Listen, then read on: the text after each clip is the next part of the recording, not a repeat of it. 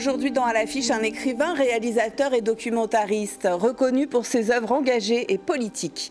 Né à Port-au-Prince, il a grandi entre Haïti, le Congo, la France et l'Allemagne. On lui doit en 2016 un documentaire multiprimé sur James Baldwin, I Am Not Your Negro, qui connaît un retentissement mondial. Son cinéma interroge le pouvoir, les manipulations du réel et dénonce les mensonges d'État. Il fait son grand retour avec 2 + 2 = 5. Attention, ce n'est pas une erreur de calcul, mais une formule de l'immense auteur britannique George Orwell pour montrer que les régimes autoritaires peuvent faire croire n'importe quoi à leur peuple. Les mots démocratie, liberté, justice ont tous plusieurs sens différents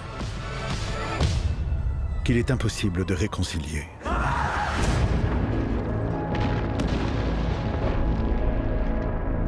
Le langage politique est conçu pour donner au mensonge un air de vérité. Et que le meurtre semble respectable.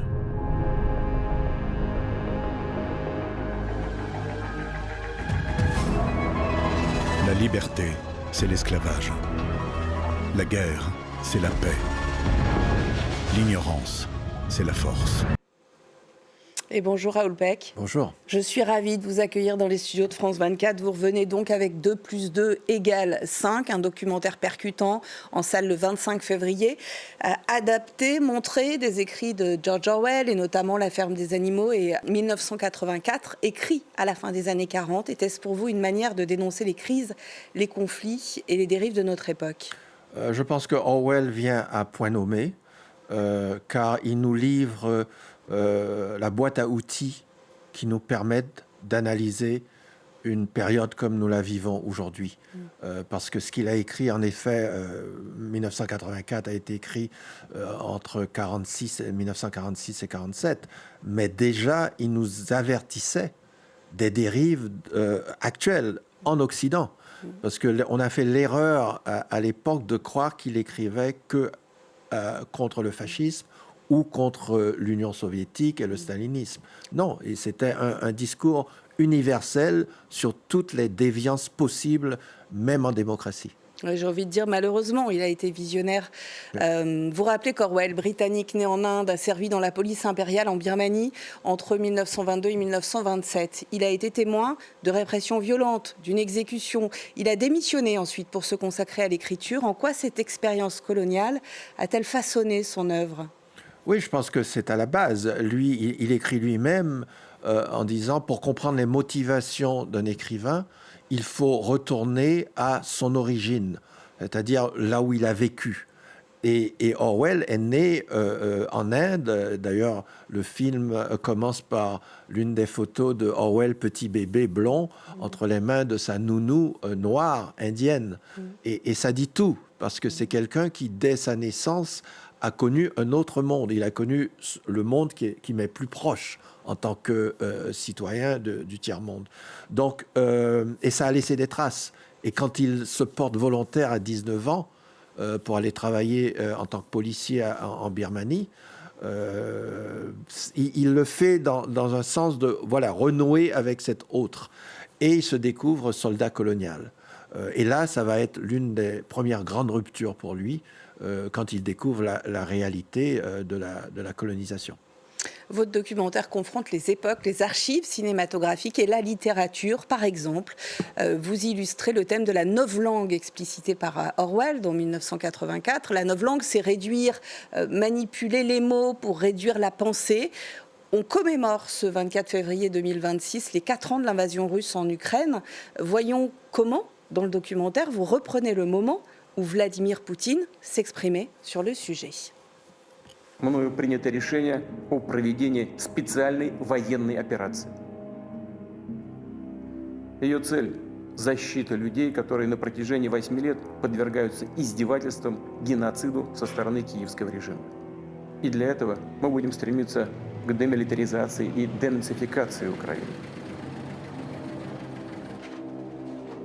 Le mensonge organisé, tel que le pratiquent les États totalitaires, n'est pas, comme on le prétend parfois, un artifice temporaire semblable à la ruse militaire. C'est une partie intégrante du totalitarisme, quelque chose qui continuerait même si les camps de concentration et les forces de police secrètes avaient cessé d'être nécessaires.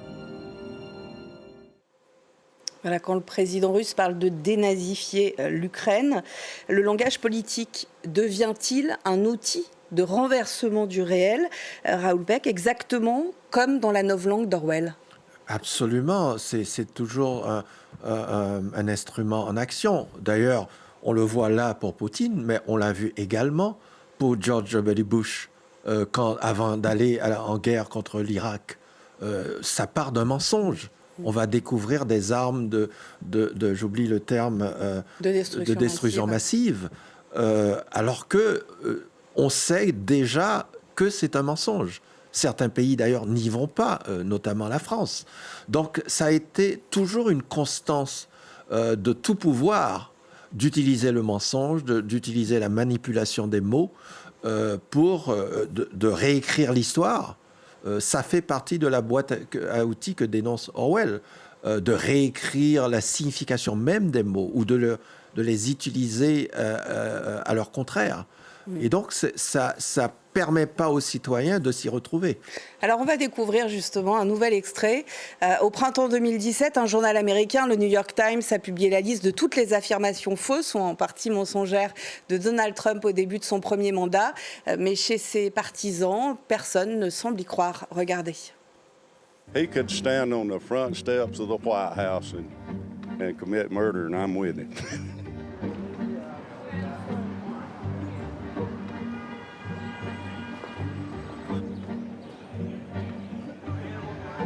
How do you explain all these charges? How do you explain all? Well, they're all made up. They're all made up. Yep. They're all made up. So the election interference in Georgia, Sidney Powell and Kenneth Chesebro, who worked for Donald Trump as lawyers, they just pled guilty and I admitted. don't believe that either. You don't believe they pled guilty? No. Voilà, qu'est-ce que ce moment illustre, Raoul Peck? Est-ce que le concept de vérité objective, d'information vérifiée, est en train de disparaître complètement? Oui, puisque on est dans un monde où tout est à égalité, sur le même niveau, où le citoyen lui-même, qui est abeuvré tous les jours de nouvelles qu'il n'arrive pas à vraiment analyser, donc le mensonge passe très facilement. On voit des citoyens américains qui sont pourtant dans l'un des pays les plus modernes, les plus démocratiques, qui en fait acceptent un mensonge comme de la pure vérité. Et même quand on les confronte avec cette réalité, ils préfèrent croire à ce qu'on leur a donné du plus haut. Donc c'est vraiment, nous sommes à un stade où la démocratie elle-même est en danger. Et c'est cet avertissement que nous a donné Orwell quand il écrit que le langage, la dégradation du langage est aussi la dégradation de la démocratie, quand il dit qu'on peut dire qu'on fait la paix alors qu'on fait la guerre, c'est-à-dire c'est le monde à l'envers. Et si on ne voit pas plus clair, si chacun ne fait pas son métier, la démocratie ne va pas exister. Et c'est ce qu'on est en train de voir aujourd'hui aux États-Unis même, où les citoyens sont de plus en plus obligés de prendre position s'ils veulent encore sauver ce qu'il reste de la démocratie aux États-Unis. Je parlais en introduction justement de votre documentaire multiprimé I'm Not Your Negro. Jesse Jackson est décédé à l'âge de 84 ans. Il était un phare des droits des Afro-Américains, compagnon de route de Martin Luther King.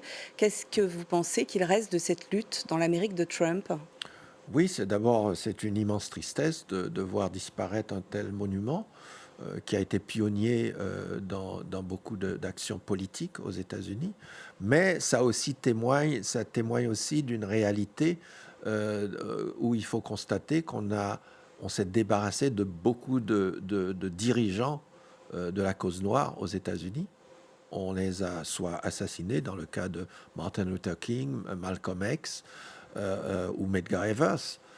Mais également, on n'a pas su trouver une autre génération, puisqu'on a éliminé dans les années 60-70, on a assassiné un certain nombre d'entre eux. Donc, on se retrouve aujourd'hui dans un mouvement où, après Barack Obama, il n'y a plus grand monde pour défendre ces causes. Et il n'y a plus grand monde aujourd'hui pour parler au nom des communautés latino, et autres qui sont attaqués tous les jours et qui sont terrés chez eux par peur de cette milice à qui on donne le droit de faire tout ce qu'ils veulent au-delà de ce que la loi leur permet. Donc on en est malheureusement retourné à une situation qu'on a connue dans les années 60 aux États-Unis. Et ça fait peur. Avant de conclure cette émission, qu'est-ce que redoutent le plus justement les régimes autoritaires et certains intérêts économiques ? La démocratie ? Non, ils ont peur de la vérité, donc de la démocratie, de la liberté de parole. La liberté de parole a de sens pour eux que quand ils contrôlent les médias, quand ils contrôlent la parole, qui a la voix sur les ondes. C'est pour ça qu'il y a une énorme concentration dans les journaux qui sont rachetés, dans les chaînes de télévision qui sont rachetées, etc. Donc on en revient aux années 20, où il y avait également une concentration des médias, où c'est l'État qui a dû intervenir pour réguler, d'où les grandes lois antitrust aux États-Unis. Mais on a connu ces époques-là, et on est revenu à nouveau avec des technologies beaucoup plus performantes, donc qui font des dégâts énormes dans la conscience des gens et dans leur perception de la réalité. Il faut aller voir 2+2 = 5 qui sort ce mercredi en salle. Merci infiniment Raoul Peck. Merci à vous. Votre œuvre fait aussi l'objet en ce moment d'une rétrospective à l'Institut Lumière de Lyon. Ça tombe bien. On se quitte donc avec d'autres images de vos différents films utiles et nécessaires. Merci de votre attention. L'info continue sur France 24.